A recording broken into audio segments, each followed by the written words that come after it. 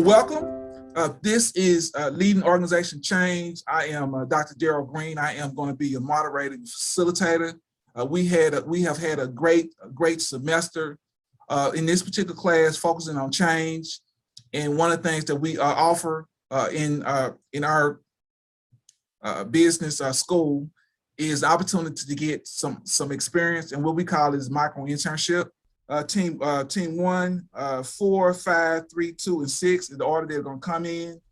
They have their presentation is 6 minutes. I am going to be monitoring that. Next, and our final presentations for today in this class will be going from team.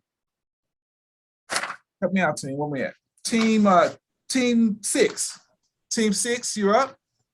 Let's give team 2 a virtual applause. Come on, wake up, class, wake up. Okay. All right, you up, team 6.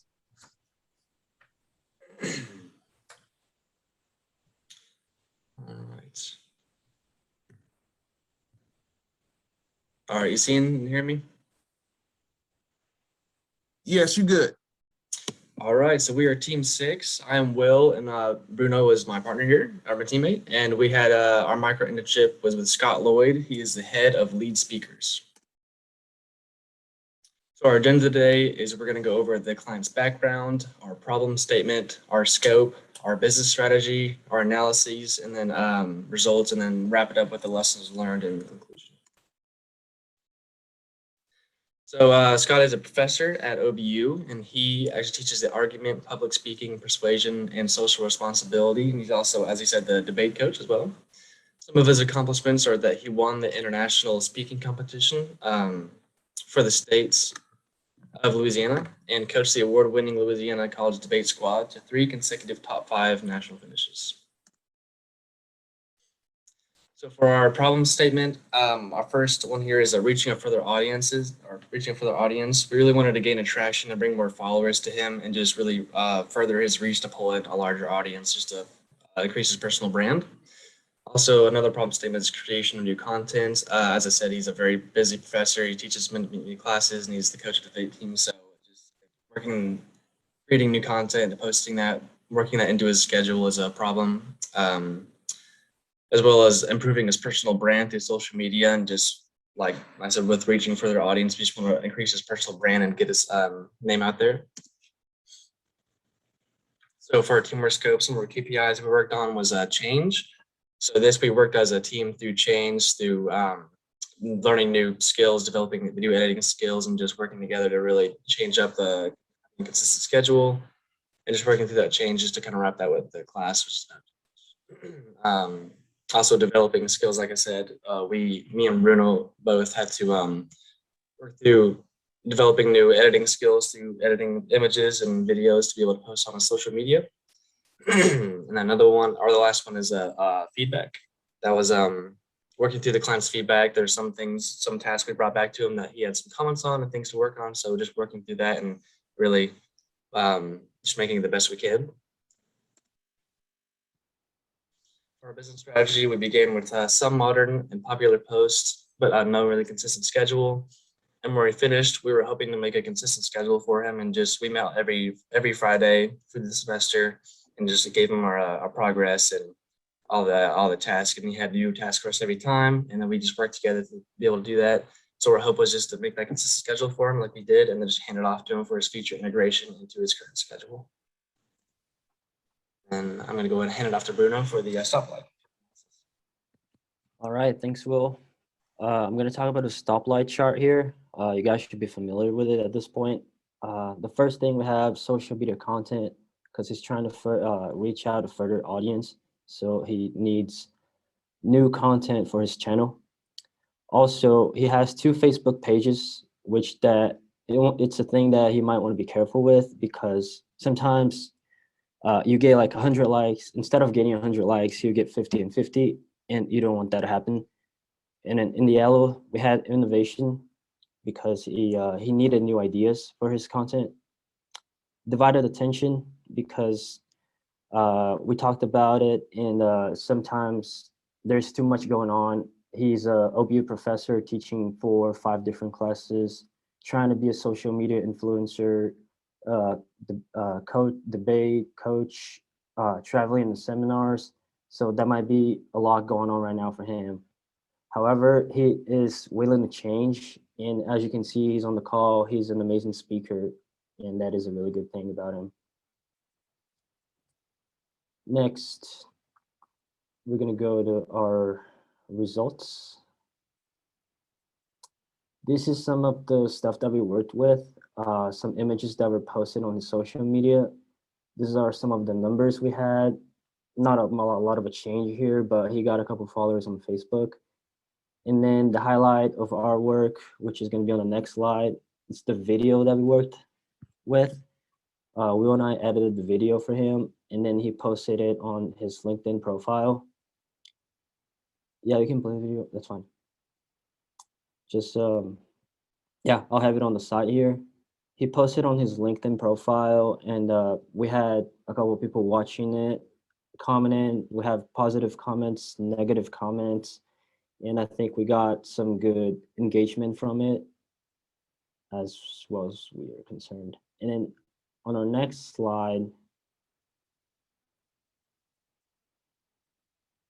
we have our client's feedback.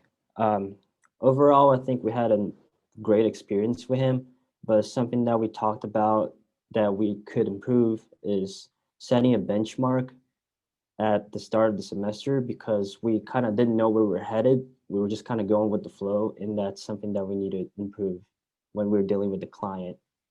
And now I'll pass it back to Will, and he's going to talk about our lessons learned. All right, thank you, Bruno. So the lesson I learned, or one of the lessons I learned, was how to work with multiple video editing platforms. I had no experience in that at all, and it was really fun to learn that new skill, and that's a great skill to have for the future, to edit videos and just learn more about social media like that, and just improve personal brand. I'll pass it back to Bruno.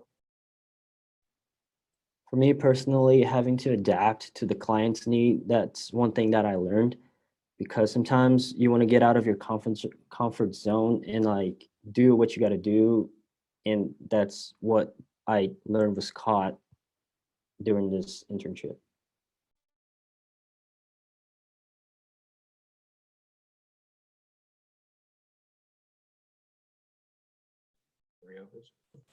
All right, this time we'll open up to questions.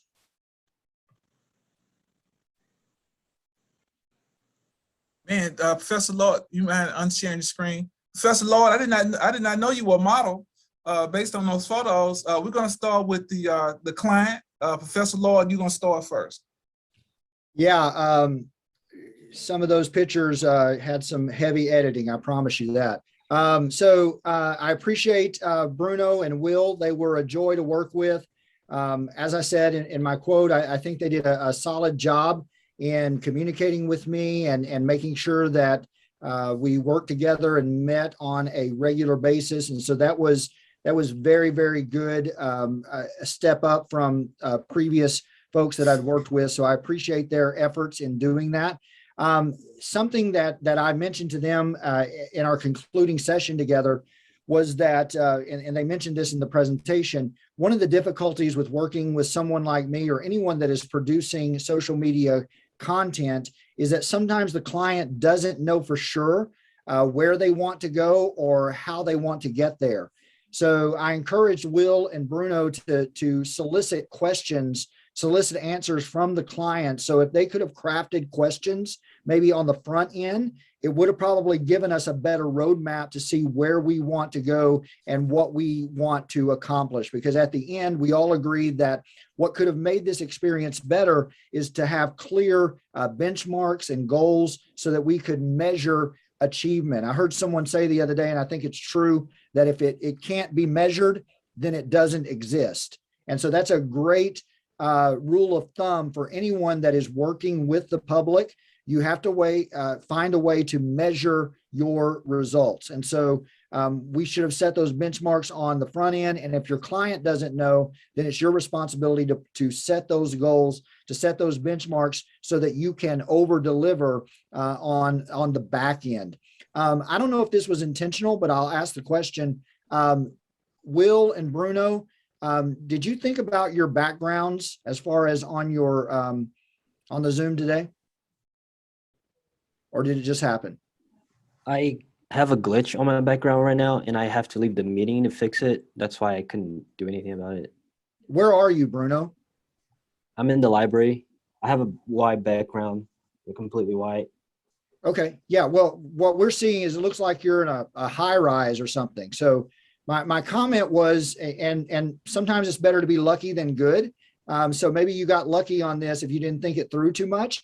But Bruno, you look like an executive, right? You look like you're in a high rise office building somewhere. And Will, you are the quintessential content creator. You are the creative, right? You got that nice little avant-garde look about you.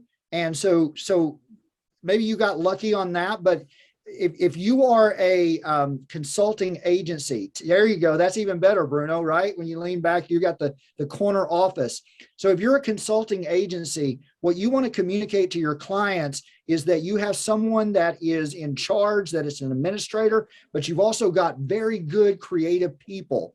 And creative people have a certain image, and administrators and executives have a certain image. So you're projecting that very, very well, even if it was unintentionally on the Zoom call. So nicely done. The only way to make that better was, Bruno, you should have started by introducing the presentation. If you would have been more intentional about playing that role of the leader and the executive, you introduce it and then you pass it off to the creative, who is Will. So you guys did a great job. Will, that skill that you learned about video editing is excellent. The video that you produced was very, very good content. So that's a skill that you'll take with you in the future. The only thing that could have made the presentation better is you need better graphics. You had lots of words. Give me background pictures in the way that Renee and Peter did with their presentation. Less words, more pictures. But good job, guys. I really enjoyed working with you.